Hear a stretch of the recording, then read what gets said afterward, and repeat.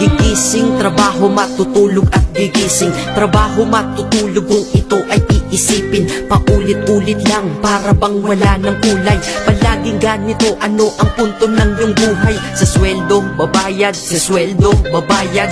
Kakasweldo lang pero ubos ang pera kagad. Ito ba talaga ang binigay na kapalaran? Hindi ka mabubuhay kung hindi mo babayaran. Mahirap pala to, sana maaga kong nalaman. Para kang malayang preso pag di ka anak mayaman. Dahil aking napuna kapag bumiyahe sa umaga. Mga tao sa paligid ko hindi rin maligaya. Tayo ay mga alipin sa moderno na lipunan. Magandang kinabukasan kailangang pag-ipunan. Pero pagkatapos nun, ano ba ang kasunod? Ika'y magkakasakit, mamamatay ka ng pagod. Di ba napakalupit? Ganito ba talaga? Habang nabubuhay ka, pera ang mahalaga. Kaya magtrabaho ka, magbanat ka ng buto. Yan ang salitang maririnig mo sa buong mundo.